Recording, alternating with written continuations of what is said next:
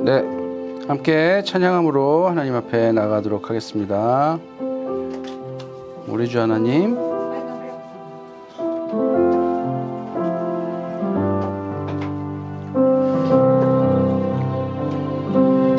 우리 주 하나님, 큰 영광과 존귀를 받기에 합당하신 지금 여기 계신 하나님, 온 천지 만물을 지으시고 다스리는 큰 권능과 능력으로 주 말씀 이루시리.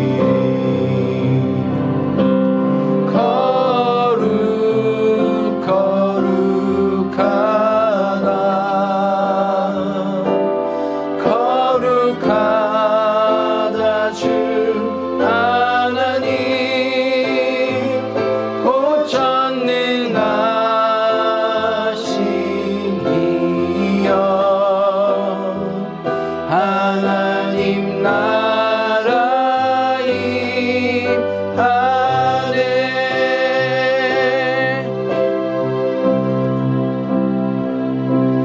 주 임재 하실 때 모든 만물 경배하리. 어둠 권세 물러가네. 오셔서 다스리소서.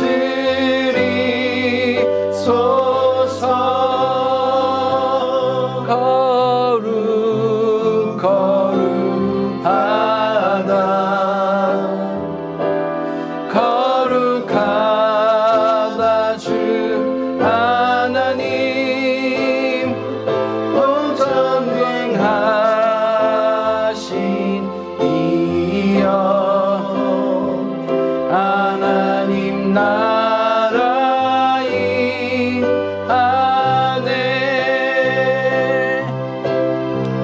어제도 계셨고 오늘도 계시며 이제 곧 오실 우리 왕. 어제도 계셨고 오늘도 계시며 이제 곧 오실 우리 왕.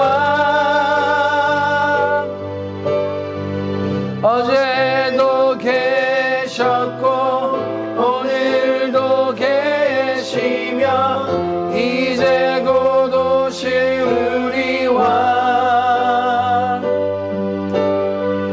어제도 계셨고 오늘도 계시며 이제 곧 오실 우리 왕.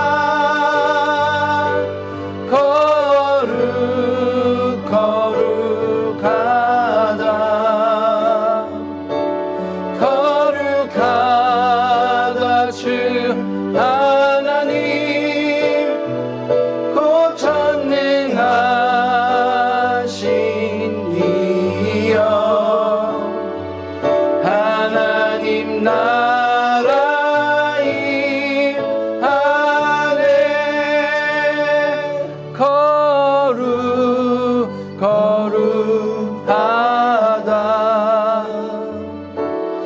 거룩하다 주 하나님, 곧 전능하신 이여, 하나님 나라 임하네. 하나님 아버지 감사합니다. 사랑이 많으시고 오래 참으시고 저희들을 위하여 생명까지 내어주신 예수 그리스도의 그 은혜로 저희들 오늘도 주님 앞에 나아옵니다. 주님 앞에 나올 때마다 빛 대신 주님 가까이 갈 때마다 저희들의 죄악된 모습과 저희들의 바뀌지 않은 이런 죄성들이 더욱더 드러납니다. 그럴 때마다 저희는 죄책감에 시달리기도 합니다.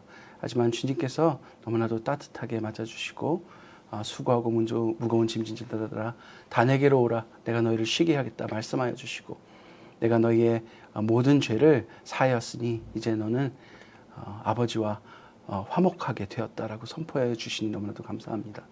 그 주님의 은혜로 다시 한번 하나님의 자녀된 저희들 주님 앞에 나아왔사오니 주님 찬양과 영광과 존귀를 받아 주옵시고 저희들의 또한 죄를 씻어 주시고 또 주님 자녀로서 거룩한 삶을 살 수 있도록 이끌어 주시옵소서. 오늘 예배를 시작합니다. 주님 모든 예배를 흠양하여 주시고 저희를 더욱더 주님 닮은 모습으로 빚어가 주시옵소서. 예수님 이름으로 기도드렸습니다. 아멘. 우리 함께 찬송가 454장 찬송하도록 하겠습니다.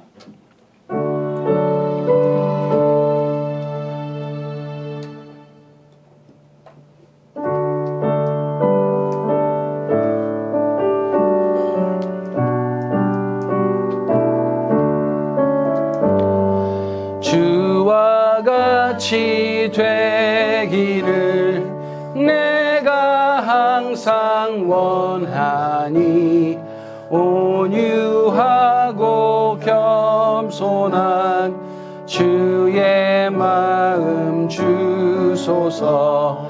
세상에서 우리가 나그네로 있을 때 주의 형상 닮아서 살아가게 하소서.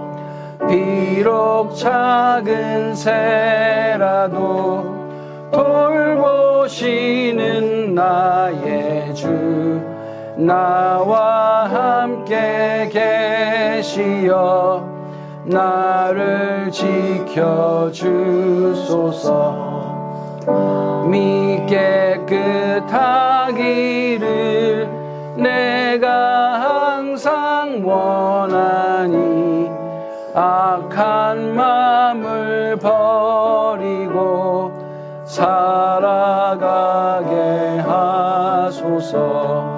주와 같이 되기를 내가 항상 원하니 주의 뜻을 따라서 살아가게 하소서. 주 은혜로 거듭나 말씀 위로 굳게 서 영원 무궁하도록 주와 함께 살리라.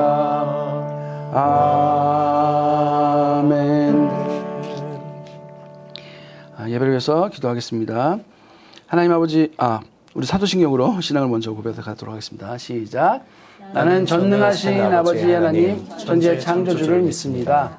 나는 그의 유일하신 아들 우리 주 예수 그리스도를 믿습니다. 그는 성령으로 잉태되어 동정녀 마리아에게서 나시고 본디오 빌라도에게 고난을 받아 십자가에 못 박혀 죽으시고 장사된 지 사흘 만에 죽은 자 가운데서 다시 살아나셨으며 하늘에 오르시어 전능하신 아버지 하나님 우편에 앉아 계시다가 거기로부터 살아있는 자와 죽은 자를 심판하러 오십니다. 나는 성령을 믿으며 거룩한 공교회와 성도의 교제와 죄를 용서받는 것과 몸의 부활과 영생을 믿습니다. 아멘. 자, 기도하겠습니다.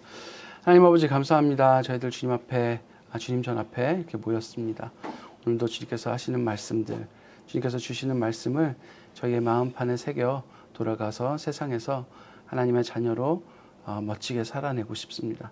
하지만 저희들 늘 반복되는 일상은 저희들 눈앞에 먼저 우선순위를 늘 가지게 되는 것들은 저희의 육체에 관련된 것들이고 저희가 세상에서 배운 것들이고 돈에 관련된 것들이고 저희의 편안을 관련된 것들일 때를 늘 보게 됩니다. 너무나도 이기적인 삶을 살 때도 많습니다. 누군가를 위해서 무언가를 포기하고 내어줘야 할 때에도 저희들이 그렇게 하는 것이 주님께서 기뻐하신 일인 줄 알 때에도 저희들이 그것을 선택하기는 쉽지 않습니다. 주님, 저희들을 더욱더 변화시켜서 예수를 닮은 사람으로 살 수 있도록 주님 저희들을 이끌어 주시옵소서. 저희들 한 발 한 발 조급함 없이 주님 따라서 천천히 걸을 때 저희들 안에 조금씩 주님 닮은 모습들이 나오길 간절히 바랍니다. 오늘도 예배를 드리는데 이 자리에 함께하지 못한 형제 자매들을 떠올립니다. 어떤 분은 가족이 너무나도 아파서 가족을 뵈러 가야 됐었고, 어떤 분들은 자기의 몸이 너무 아파서 오늘 참석하지 못하였고, 어떤 분들은 마음이 너무 아파서 또 하나님께 나오기 힘든 상황에 있기도 합니다. 어떤 분들은 삶이 너무 바빠서 여러 가지 이유들이 있습니다. 주님, 저희들의 삶과 저희들의 연약함을 아시오니 주님 찾아가셔서 한 분 한 분 위로하시고 힘주시고 치유하시고 안수하여 주셔서 정말 주님 안에서 큰 평안을, 주님 안에서 온전한 나음을 얻을 수 있도록 주님 이끌어 주시옵소서. 저희 또한 형제들 생각하며 한 분 한 분 위에 기도할 수 있는 저희들 되게 하여 주시고, 늘 기도하며 주님의 뜻을 깨달아 알며 저희의 생각과 저희의 이기적인 마음들을 주님의 뜻과 완전히 바꾸는 그러한 기도를 늘 저희들 드릴 수 있는 저희들 되게 하여 주시옵소서. 또한 말씀 듣습니다. 이 말씀 저희들 정말 진리의 말씀으로 붙들고 살아갈 수 있는 힘을 주시고, 저희들 그렇게 따를 수 있는 믿음 또한 허락하여 주시옵소서. 서로 격려하고 이 말씀이 우리가 정말 따라야 할 생명의 말씀이라는 것들을 서로에게 증거할 수 있는 저희들 되게 하여 주시옵소서. 예수님 이름으로 기도드렸습니다. 아멘. 네, 우리 함께 말씀을 읽겠습니다. 말씀은 사도행전 우리 계속 보는데 16장 1절부터 5절까지 보도록 하겠습니다. 같이 읽겠습니다. 시작. 바울은 더베와 루스드라로 갔다. 거기에는 디모데라는 제자가 있었는데 그의 어머니는 신앙이 돈독한 유대 여자였고 아버지는 그리스 사람이었다. 디모데는 루스드라와 이고니온에 있는 신도들에게 호평을 받은 사람이었다. 디모데가 자기와 함께 가기를 바랬다. 그래서 바울은 그 지방 사는 사람 생각해서 디모데를 데려다가 할례를 행하였다. 그것은 디모데의 아버지가 그리스 사람이라는 것을 그들이 모두 알고 있었기 때문이다. 바울 일행은 여러 도시를 다니면서 예루살렘에 있는 사도들과 장로들이 정한 규정을 사람들에게 전하여 주어서 지키게 하였다. 교회들은 이름이 점점 튼튼해지고 수가 나날이 늘어났다. 아멘. 오늘 말씀은 제가 투명한 사람이라는 제목을 붙여봤습니다. 네, 투명인간, 네, 투명한 사람. 왜 이렇게 말씀을 읽으면서 여러분들과 나누게 됐는지 우리 한번 말씀을 통해서 알아가 보도록 하겠습니다. 저를 따라서 한번 기도해 주십시오. 하나님 말씀하십시오. 제가 듣겠습니다. 하나님 말씀하십시오. 제가 듣겠습니다. 예수님 가신 대로 제가 따르겠습니다. 예수님 가신 대로 제가 따르겠습니다. 성령님 저희와 늘 함께하여 주십시오. 성령님 저희와 늘 함께하여 주십시오. 아멘. 이 간절한 마음으로 오늘 말씀을 보도록 하겠습니다. 네, 오늘 아주 재밌는, 그러니까 흥미로운 말이 나오는데요. 지금 이 전까지 어떤 상황이었는지 여러분 기억하십니까? 안디옥 교회에 어떤 사람들이 왔어요? 유대에서 온 사람들이니까 아마 유대인들이었던 것 같아요. 그 사람들이 뭐라고 주장을 했는지 기억나십니까? 할례를 받지 않으면 구원 못 받는다라고 주장을 했어요. 그래서 이것이 그 지역에서 난리가 났습니다. 이방인들을 향해서 한 말이겠죠. 그래서 이 안디옥 교회에서 이 바울과 바나바를 다시 예루살렘 본교회, 그러니까 그 공의회에 보내서 이 문제를 본격적으로 논의하게 했습니다. 근데 이것은 그 유대인들하고도 아주 심한 갈등이 있었고요. 그 다음에 예루살렘 교회에 와서 공의회에서도 굉장히 심한 논쟁이 있었어요. 왜냐하면 거기 바리새파 출신도 있었다고 지금 15장에서는 그렇게 적고 있죠. 그래서 이제 그 논쟁 후에 어떤 결론이 났습니까? 네, 우리도 잘 지키지 못하는 이 율법의 무거운 짐을 이방인들에게 지우는 것은 옳지 않다라고 다만 하면서 여러 가지 이야기들을 정했죠. 목절려 죽은 동물이나 피째 이렇게 고기를 먹지 말고, 그래서 우상에게 바쳐진 제물을 먹지 말고, 음행하지 말고, 이러한 여러 가지 권면의 이야기를 정리해서 이 정도를 따르는 것으로 마무리를 이렇게 짓는 것으로 된 것이 바로 지난주까지의 말씀입니다. 그런데 할례와 구원은 관계가 없다라고 강력하게 주장하던 바울이 지금 뭘 행했다고 말하고 있어요? 디모데는 그리스 사람 아빠 밑에서 난 이방인이에요. 엄마가 이제 유대인이긴 했어요. 근데 디모데라는 사람이 아주 훌륭해서 신도들에게 굉장히 그러니까 칭찬을 받은 사람이라고 지금 적고 있죠. 근데 이 디모데에게 뭘 행했다고요? 할례를 했어요, 바울이. 너무 웃긴 거잖아요. 말과 행동이 좀 다른 약간 행동을 한 거예요. 그죠? 네. 그런 할례와 구원이 관계없는 것을 확인한 바로 다음 장에서 1절부터 3절까지 보면 이 신도들에게 호평을 받는 이 디모데를 자기가 전도 여행에 데리고 가고자 한 바울이 어떻게 했습니까? 바울이 이제 전도하고자 하는 그 지방 사람들에 사는 유대인들에게 이제 복음을 전해야 하는데, 이들에게 복음을 전해야 할 이 디모데를 할례를 시키는 장면이 나옵니다. 그래서 그 이유가 정확히 쓰여져 있죠. 3절에 아버지가 그리스 사람이라는 것을 다 알고 있었기 때문에 굉장히 아마 이방이잖아 뭐 이런 논란이 많았던 집안이었어요. 그렇기 때문에 할례를 행했어요. 그런데 다른 이방인들에게는 할례 없이 한 형제로 받아들이겠다라는 이 예루살렘 공의회의 결정을 전하고 있다고 4절은 또 써 있어요. 그죠? 바울 일행은 여러 도시를 두루 다니면서 예루살렘에 있는 사도들과 장로들이 정한 규정, 바로 15장에서 정한 규정들이죠. 그것을 사람들에게 전해서 지키게 했다는 거예요. 그러니까 할례 안 해도 돼라고 말을 이렇게 전하면서도 디모데는 할례를 해서 데리고 다녔다는 거예요. 참 희한하죠. 바울은 여러분 그 고린도전서 8장에 보면요, 어느 정도까지 파격적으로 얘기하냐면요, 예루살렘 공의회에서 결정한 우상에게 바친 고기를 먹지 말라, 우상에게 바쳐진 제물을 취하지 말라는 이 결정마저도 괜찮다고 말합니다. 먹어도 돼 라고 말해요. 그 고린도전서 8장에 나오는 거예요. 제가 한번 읽어드려 보겠습니다. 아마 여기도 나오겠죠? 그죠? 한번 넘겨보시겠습니까? 네, 우리 한번 같이 읽어볼까요? 4절하고 8절 시작.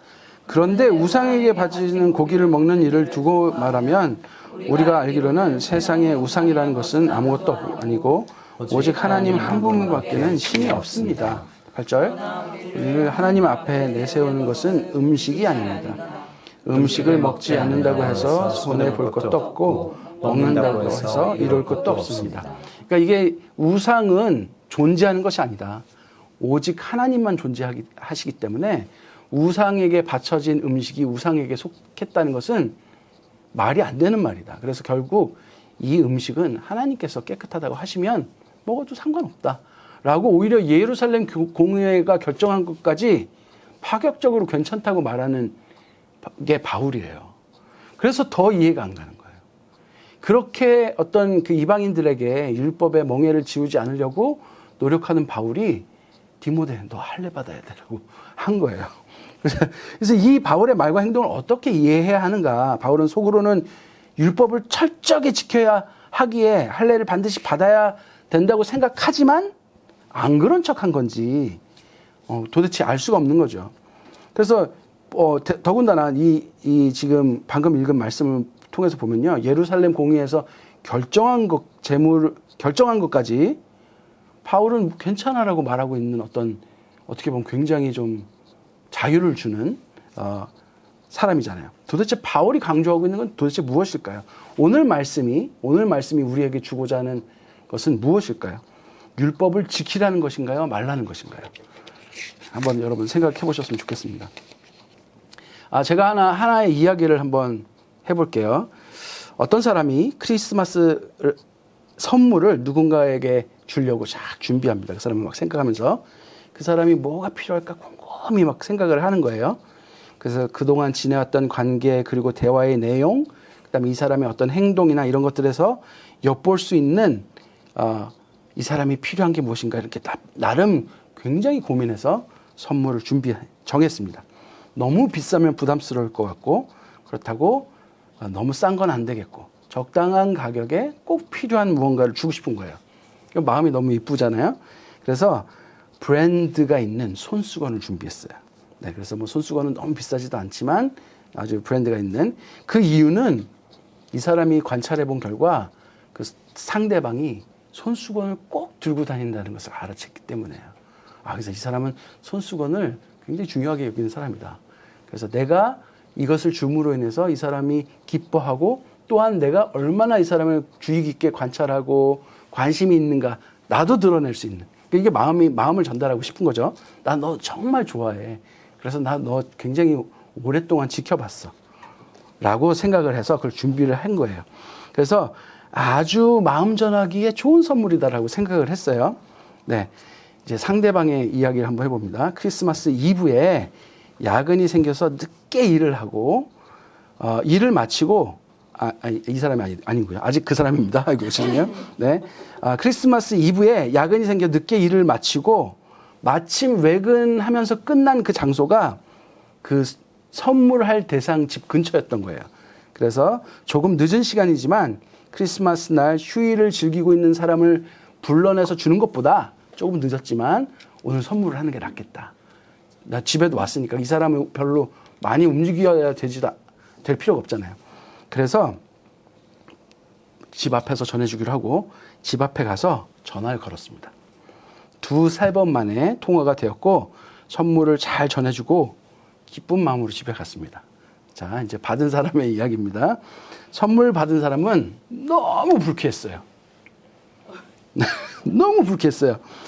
먼저 크리스마스 날 새벽부터 일을 해야 하는 상황이었는데 그래서 잠이 안 오는 걸 억지로 겨우겨우 해갖고 잠자려는 노력 끝에 겨우 잠이 들었는데 계속 전화벨이 울리는 거예요.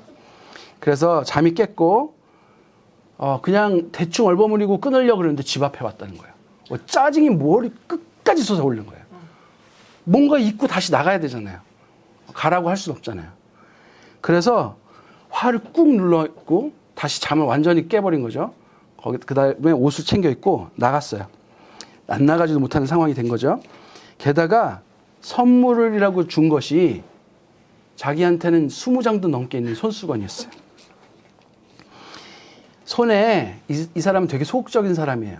왜냐면 손에 다한증이 있어가지고 땀이 너무 많이 나는데 그래서 손수건을 꼭 들고 다녔고 이 사람은 그래서 누군가와 접촉하는 걸 굉장히 꺼려요. 왜냐면 누가 아는 것도 원치 않는 사람이에요.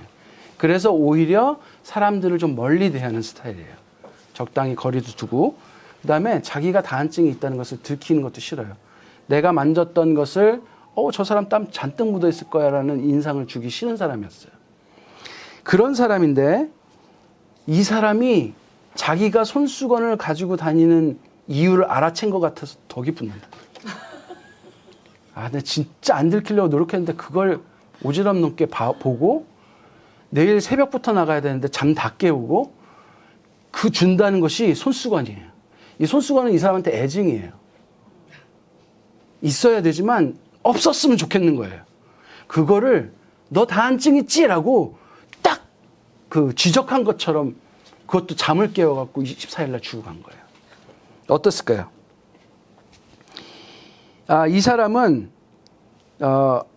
마치 어떤 걸 느끼냐면 난 너한테 관심 있는 좋은 사람이야를 아주 심하게 강요받은 느낌이었어요. 그래서 이 둘 간의 관계를 한번 이 감정을 한번 생각을 한번 해보십시오. 이거 제가 이렇게 이걸 어떻게 설명할까 하다가 이 스토리를 한번 만들어 봤거든요. 네, 꽤 괜찮은 스토리라고 생각해요. 네, 오늘 말씀과 이게 도대체 무슨 상관이냐라고 하실 수 있겠지만 제가 말씀드리고 싶은 건 뭐냐면요. 여러분 우리가 전달하고자 하는 무언가가 전달되는 게 정말 어려운 일이라는 거예요. 아무리 좋고 아무리 착한 마음이라도 그 순수함 그대로 전달되는 거는 정말 어려워요. 부부 사이에서도 어렵고요. 자식 부모 관계에서도 어려워요. 이게 보통 어려운 게 아니에요. 내용 그대로 완전히 순수하게 단 하나도 때가 묻지 않고 전달하는 것은 거의 불가능할 정도의 일이에요. 보세요. 아주 좋아하는 마음, 순수한 마음으로 했지만 이 사람은 다시는 그 사람을 보기 싫을 정도의 감정을 얻어버린 거예요. 왜냐하면 내용이라는 어떤 마음이 서로의 다른 형식과 이해하는 방법 때문에 완전히 다르게 이해되기 때문에 그렇습니다. 여러분, 내용을 전달하는 일은 굉장히 어려운 일이에요. 제가 여러분을 사랑한다는 마음을 전달하는 것도 쉬운 일이 아니에요. 아무리 발버둥 쳐도 저 전도사가 교회 늘리려고 저렇게 관심을 갖는다라고 받아들여 줄 수도 있는 일이에요. 이게 쉬운 일은 아니라는 거죠.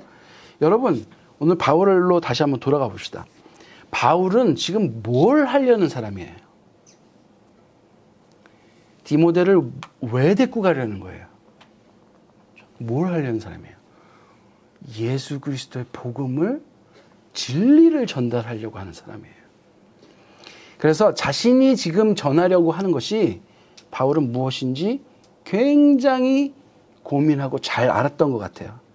복음은 진리이며 그것을 전한다는 사실을 잘 알고 있었어요. 두 번째로 바울은 진리가 어떻게 왜곡되는지에 대해서 아주 고민을 많이 한 사람이라고 저는 생각이 들어요. 모세의 율법이 강조될 때 복음이 어떻게 왜곡되었는지를 수많은 갈등을 통해서 철저하게 느꼈어요. 율법을 주신 분, 복음을 주신 분의 하나님의, 이 사랑의 하나님의 의도를 파악하지 않고 우리의 경험과 이해대로 해석하는 것이 얼마나 위험한 일인가를 알았어요.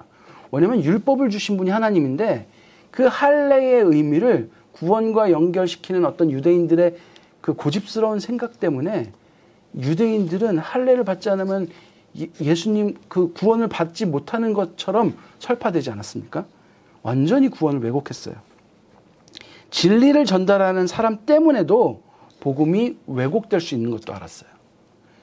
그 바울은 또 뭘 알았냐면요. 사람은 누구나 자신의 환경, 그다음 문화적 배경, 성장 배경, 부모님이 끊임없이 잔소리를 통해 주입했던 어떤 말들, 그다음에 나를 가스라이팅 했던 여러 가지 상황들, 친구들의 영향, 자신이 지금 현재 처해 있는 괴로운 상황이나 너무나도 재밌는 어떤 상황 때문에 자기가 이미 딱딱해진 어떤 프레임 같은 신념이 있다는 거예요. 내가 무엇을 너무 좋아하면 그것만을 찾는 어떤 프레임을 가지고 세상을 바라보기 시작한다는 거예요. 이 세상은 마치 돈을 쫓는 그 경주마들이 살아가는 세상 같아요. 마치 그런 거예요. 그것만 가치 있어요. 그래서 나에게 어떤 부도덕한 행위를 해도 돈으로 충분히 보상하면 괜찮다고 여기는 세상이에요. 어떤 사람은 문화적 배경 때문에 예를 들어서 이렇게 안고 스킨십하는 어떤 문화에서는 적당히 떨어져서 공손하게 인사하는 문화하고는 굉장히 맞지 않아요. 외국인 며느리가 시아버지한테 가갖고 막 볼에 뽀뽀하고 안고 그러면 막 시아버지가 뭐 이렇게 하는 거하고 비슷한 거죠. 이게 얘는 참 경망스럽다 뭐 이렇게 할 수도 있는 거잖아요. 그죠? 이런 거예요. 서로의 마음이 여러 가지 이유 때문에 통하지가 않는 거예요. 바울은 그건 잘 알았다는 거예요. 그렇게 해서 굳어진 이 프레임을 통해 복음이라는 것을 해석하지 않게 해야 된다는 마음이 강하게 있었던 거예요. 프레임으로 복음을 어떻게 해석하면 할례, 율법, 이 굳어진 프레임으로 프레임을 사용해서 그걸 통해서 구원이라는 것을 보는 사람에게는 할례 없으면 쓰면 구원도 없다라고 보게 되는 것이죠. 예루살렘 공회에서 강조한 우상에게 바친 것을 먹지 말라 한 규정을 통해서 보면 우상에게 바쳐진 재물을 먹는 사람은 죄인이 돼버리잖아요. 그죠? 이 프레임을 가지고 보면. 그런데 만약에 교회 리더가 아니야 괜찮아 그러고 막 우상에게 바쳐진 재물을 먹는다고 생각해 보십시오. 바울이 만약에 그걸 먹는다고 생각해 보십시오. 예루살렘 공회에서 그거 먹지 말라 그랬는데 그럼 바울은 그냥 이단이 될 수 있잖아요. 그렇죠? 이게 어떤 프레임이라는 거예요. 아무리 선한 것이라도 그 프레임을 통해서 선과 악을 구분하기 시작하면 여러분 이게 복음을 왜곡하기 시작한다는 거예요. 이게 좋고 나쁘고를 완전히 떠나야 한다는 거예요. 바울은 지금 그걸 고민하고 있는 거예요. 그래서 누군가를 좋아한다는 이 마음을 전하는 제가 만든 이 예도 그 과정을 통해서 그 행위가 상대의 프레임을 통해서 해석된다는 것처럼 우리는 우리의 마음을 단순히 전달하는 것이 나는 할 모든 책임을 다했어. 나처럼 순수한 게 어딨어. 내가 그 고민을 하고 나 이틀 고민한 거야. 그리고 손수건도 특별한 브랜드 가서 산 거야. 3일 걸렸어. 그런데 이따위로 해 나한테? 그렇게 할 수 있는 일이잖아요. 그렇죠? 마음을 순수하게 전했다고 생각하는 사람이. 여러분, 우리는 누굽니까? 우리는 어떤 사람이에요? 남들이 우리를 뭐라고 그래요? 교회 다니는 사람이라고 부르죠. 그죠? 그래서 그 막 화들짝 놀라는 사람도 있을 거예요. 저 교회 다녀? 그죠? 교회 다니는데. 교회 다니는 애가 저런다고? 말도 안 돼. 네, 그럴 수 있잖아요. 그럴 수 있잖아요. 그죠? 네. 자, 이게 좀 이제 웃고자 할 말인데 이게 무슨 말이에요? 이게 무슨 말이에요? 교회 다니는 사람들에게 세상은 어떤 기대를 갖고 있다는 뜻이잖아요. 그죠? 네. 우리가 예수 믿는 사람이라 그러면 예수의 제자란 뜻이고 그 사람들에게 뭘 기대해요? 예수님의 모습을 기대하는 거예요. 교회 다니는 사람들에게는 뭘 기대해요? 예수님의 모습을 기대하는 거예요. 그런데 예수님의 모습이 한 번도 발견하지 못하니까 교회 다닌데 제가 이렇게 되는 거지만 그런 슬픈 현실이 있습니다. 네, 우리도 그 사람이 교회 다니는데 하고 우리도 놀라잖아요. 그렇죠? 누군가를 생각하면서. 네, 예수님의 제자이니까 우리는 예수님을 따라 행동할 것에 대해서 다 기대해요. 여러분들도 저한테 그런 거 기대할걸요? 네, 제가 예수님 그러니까 성경적이지 않은 행동을 하면 되게 놀랄걸요? 저도 실수를 할 수 있으니까 저는 가면을 한 6겹을 써야 되겠죠? 그죠? 네. 안 그런 척하고, 괜찮은 척하고, 그렇게 하면서 이제 점점 가식적인 사람이 되어 가지만, 아무튼 노력을 하잖아요. 그죠? 다들 그런 기대가 있단 말이에요. 그죠? 그래서 이것이 세상 사람들이 우리를 향한 기대예요. 우리가 서로에 대한 기대예요. 그럼 우리한테는 무슨 책임이 있을까요? 우리가 예수님 닮은 모습을 보여줘야 할 책임이 있어요. 네. 책임이 있어요. 마치 그런 거예요. 나는 선행 불쌍한 사람 돕는 걸 참 좋아해 라고 말을 해서 쟤는 그걸 좋아하는 사람이래. 그런데 어떤 불쌍하게 보이는 사람한테 막대하면 그 완전히 부딪히는 일이잖아요. 그러니까 내가 나는 교회를 다녀. 난 예수님을 좋아해 라고 말을 하면 예수님을 좋아하는 어떤 행동들이 우리한테 보여주는 것은 그 좋아하는 사람의 어느 정도의 책임이라고 볼 수 있다는 거예요. 이거는 사회적 책임이기도 하고 그다음에 나 스스로의 책임이기도 해요. 자, 바울이 디모데를 할례시켰어요. 디모데의 아빠가 그리스 사람이었기 때문에 디모데 또한 할례를 받지 않은 이방인이었어요. 이방인이 할례 받아야 구원을 얻을 수 있다. 이기 때문이 아니라는 거예요. 이방인인 디모데가 유대인에게 진리, 이 복음을 전해야 하는데 유대인 앞에 섰을 때 분명히 무슨 이야기를 할까요? 복음을 전하러 갔는데 뭐부터 얘기할까요? 할례 가지고 싸우다 시간 다 보내고 복음을 전하지도 못하는 거죠. 그죠? 네. 그러면 그 지역 유대인들이 디모데의 아버지가 그리스 사람인 걸 다 알고 있었고 이방인 가정이 예수 믿는 것에 대해서도 상당히 말이 많았을 거예요.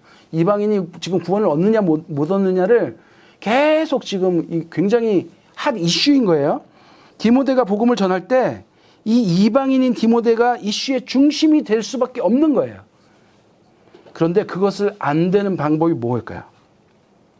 복음이 중심에 서게 하는 방법이 뭘까요?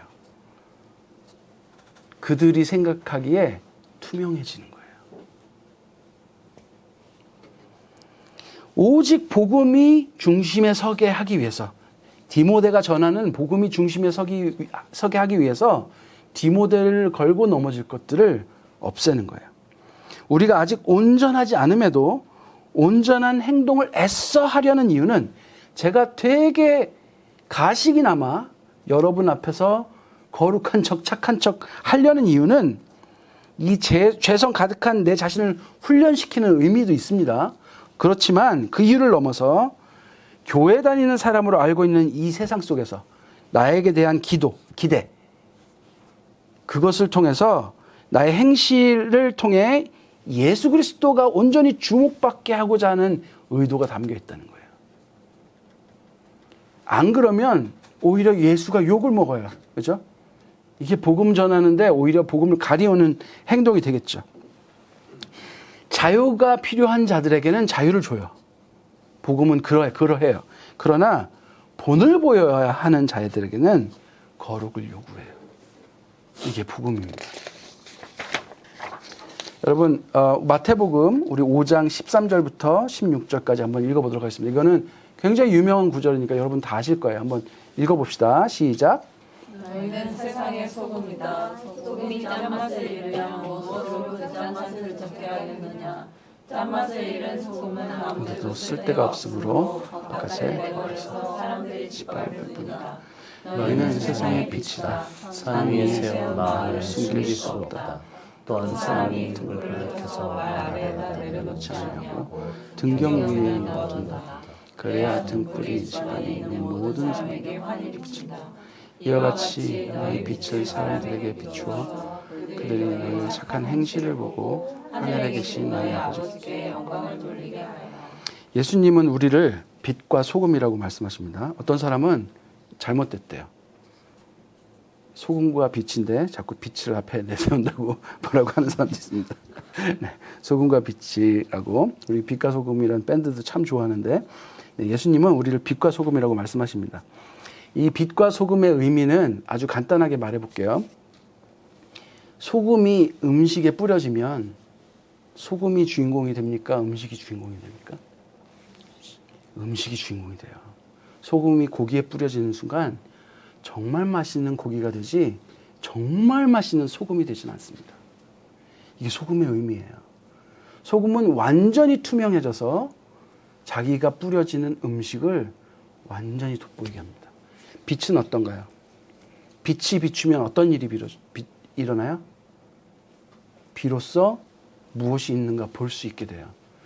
빛이 있으면 빛을 보는 게 아니라 사물을 보게 돼요.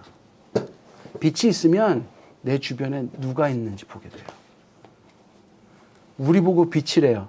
그래서 높은 데 둔대요. 근데 높은 데 두는 이유가 뭐예요? 나를 보라고 두는 게 아니고요. 내가 비춰서 세상이 어떤 세상인지, 예수님께서 우리에게 왜 이 땅에 내려오셔서 인간으로 오셔서 그 고초를 당하셨는지를 우리는 보게 하는 사람이라는 거예요. 여러분, 우리는 빛과 소금입니다. 우리는 우리 안에 있는 이 진리에 소금을 뿌려서 진리를 사랑하게 만들고 우리 안에 있는 진리를 비추어 세상이 그 진리를 보게 하는 사람들입니다. 바울은 세상을 구원하시기 위해 자기를 내어주신 예수 그리스도의 사랑을 구원의 필수가 아닌 디모데의 할례 문제로 이 예수 그리스도의 사랑을 가려지지 않게 하고자 최선을 다하고 있는 거예요. 아마 디모데는 할례 받기 싫었을 수도 있어요. 여러분, 이때 뭐 마취라도 있었겠습니까? 이건 보통 무서운 일이 아니에요. 저도 그 날이 기억나요. 정말 무서운 날이었어요. 네. 검은 그 수술방에 네, 막 의사와 막 들어와가지고 칼을 막 들이대는데 얼마나 무서웠는지 몰라요.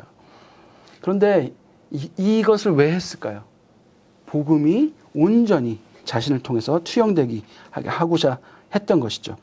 여러분, 고린도전서 8장 후반부에 보면 바울이 어떤 얘기를 하는지 보십시오. 12절 13절입니다. 같이 읽어볼까요? 이렇게 여러분이 형제들에게 죄를 짓고 그들의 악한 앙심을 상하게 하는 것은 그리스도께 죄를 지는 것입니다. 그러므로 음식이 내 형제를 넘어지게 하는 것이라면 그것이 걸려서 넘어지지 않게 하기 위해서 나는 평생 고기를 먹지 않겠습니다. 지금 바울이 뭐라고 말하고 있냐면요. 예수 그리스도가 모든 음식에 우상에 바쳐진 음식이 실제하지 않기 때문에 하나님께서 주신 음식이기 때문에 자유로이 먹어도 되는 그 사실을 아는 사람들이 아무렇게나 자유를 행하면 예수를 막 믿은 사람들이 예루살렘 공유의 결정을 이제 들어서 막 따르려는 초신자들이 볼 때 저 사람 뭐야? 하고 굉장한 시험에 들지 않겠냐는 거예요. 만약에 이거는 정말 예수님께서 이미 우리에게 자유를 주셨기 때문에 우리가 뭐 제사 음식을 먹는 거 아무 문제 없지만 만약에 그것이 누군가에게 혼란이 되고 그 사람의 신앙과 믿음에 문제가 생긴다면 자기는 평생 먹지 않겠다는 말을 하고 있는 거예요. 또 이게 무슨 말이냐면 제가 지금까지 말씀드린 거예요. 예수 그리스도의 사랑과 복음이 가려지는 일이라면 난 그 어떤 것도 하지 않겠다. 나는 완전히 투명한 존재로 살겠다라는 말을 하고 있는 거예요. 바울은 이랬다 저랬다 하는 사람이 아닙니다. 복음만 생각하는 사람이에요. 여러분, 이게 바로 빛과 소금의 삶입니다. 바울은 우상에게 바쳐진 음식을 먹는 것은 구원과 관계는 없지만 만약 그것으로 믿음이 약한 사람들이 시험에 들고 혼란에 빠진다면 그들을 걸려 넘어지지 하게 하지 않기 위해서 평생 고기를 먹지 않겠다고 말하는 거예요. 저는 이게 얼마나 대단한 선언인지 고기 러버로서 저는 네, 정말 이런 놀라운 아주 말씀이라고 저는 생각합니다. 여러분, 바울은 빛과 소금이 되고자 하는 거예요. 빛과 소금은 복음을 전한 내 노력과 헌신이 드러나는, 그래서 나는 빛이야 라고 주장하는 것이 아니라 나는 완전히 투명해져서 복음과 진리 자체가 드러나게 하는 것을 말합니다. 예수님께서는 하나님께서 우리를 얼마나 사랑하시는지 정확하게 그 사랑을 전달하고자 어떻게 사셨습니까? 가장 천한 사람으로 살았어요. 가장 억울한 사람으로 돌아가셨어요. 모든 하나님으로서 모든 권리를 포기하시고 모든 수모와 고난과 죽음까지 당하셨어요.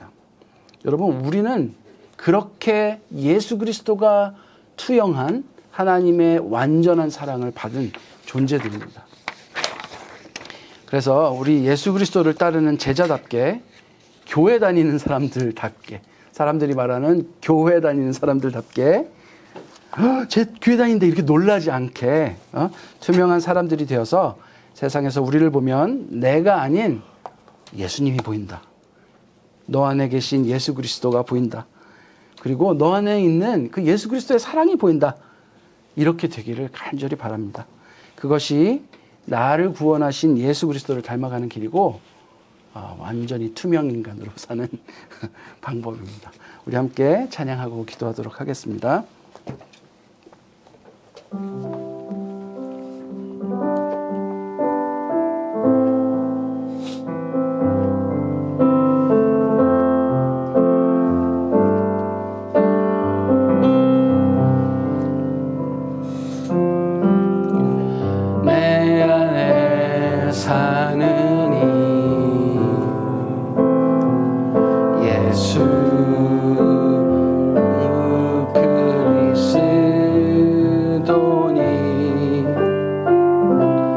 나의 죽음도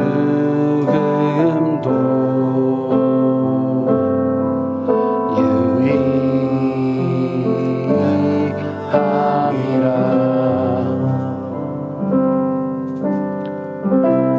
내 안에 사는 예수 그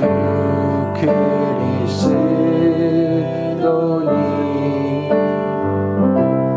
나의 죽음도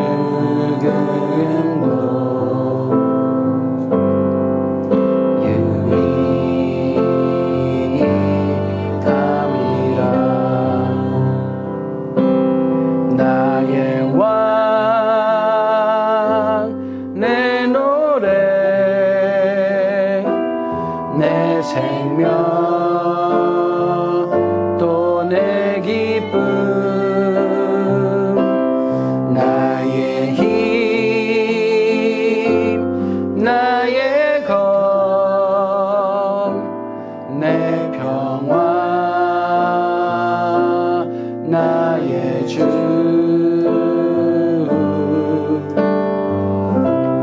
내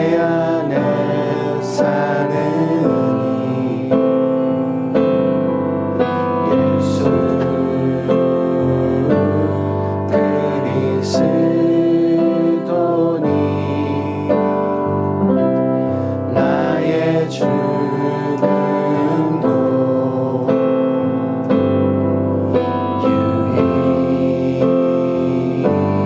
유익함이라. 나의 왕, 나의 왕,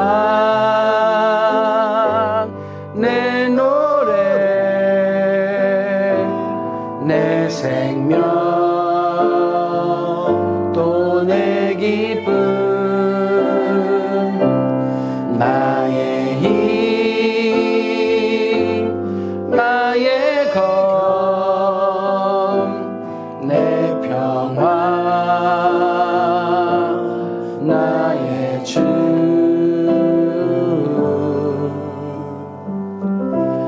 내 안에 사느니 예수 그리스도니 나의 죽음도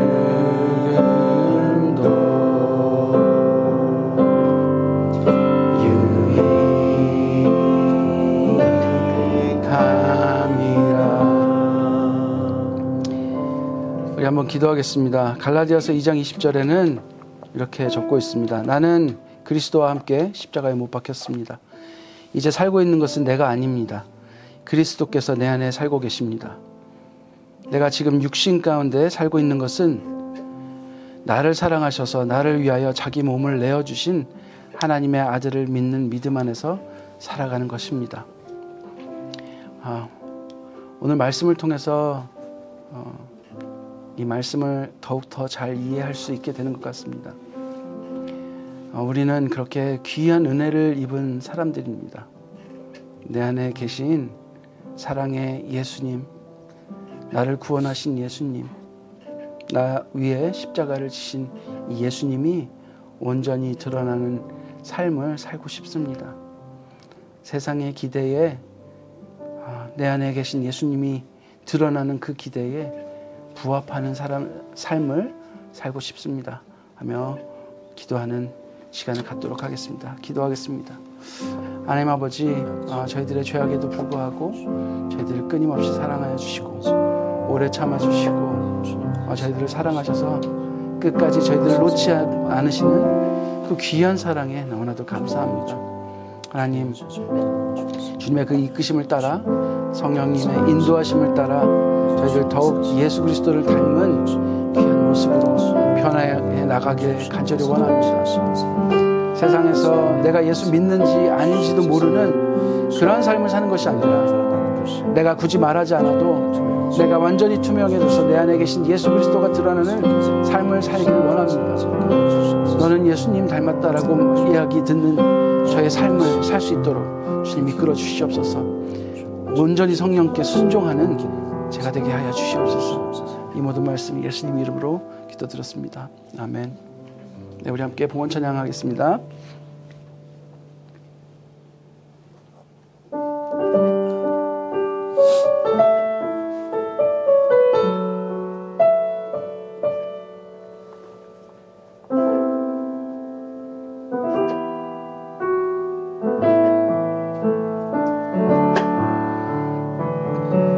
주님 내가 여기에 싸우니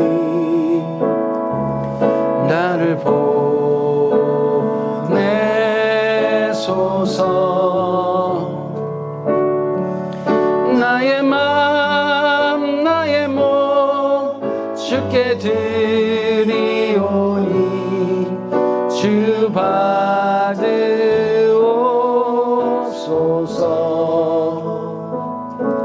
주님 내가 여기에 싸우니 나를 써 주소서.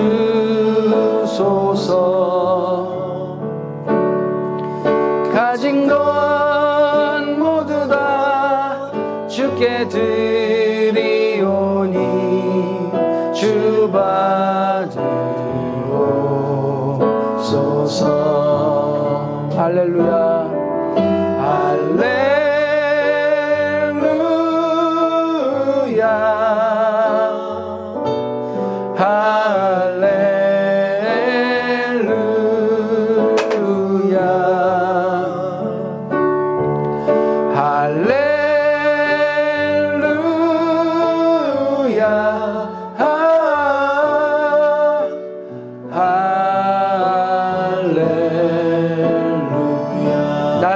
받으옵소서.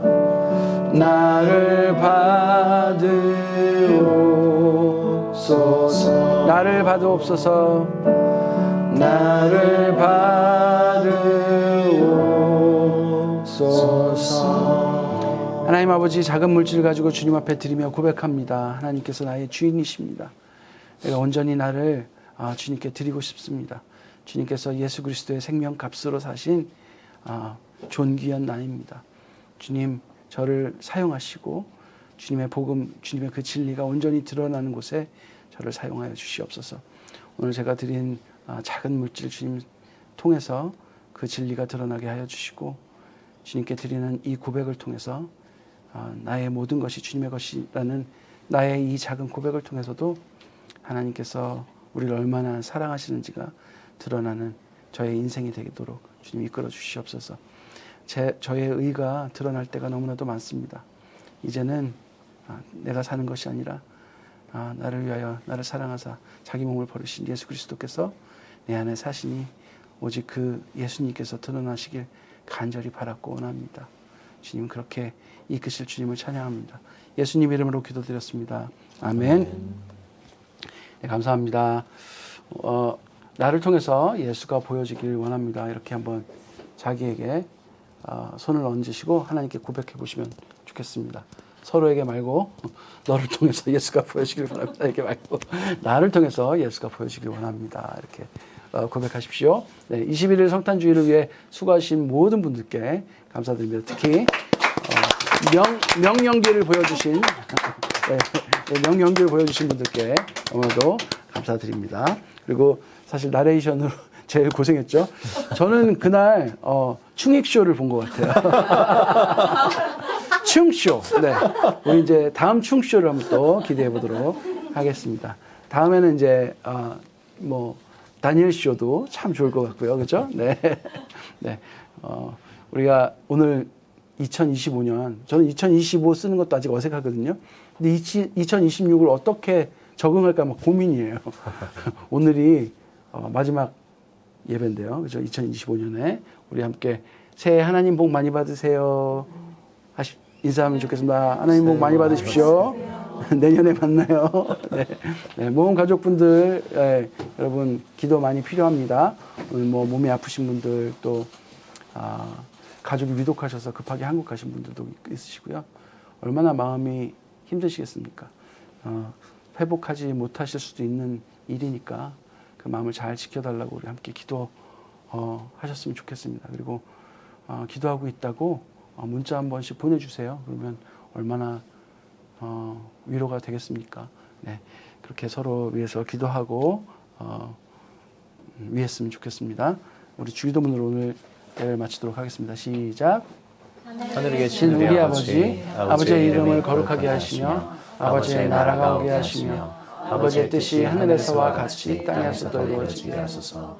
오늘 우리에게 영원한 양식을 주시고 우리가 우리에게 잘못한 사람을 용서하여 준 것 같이 우리 죄를 용서하여 주시고 우리를 시험에 빠지지 않게 하시고 악에서 구하소서.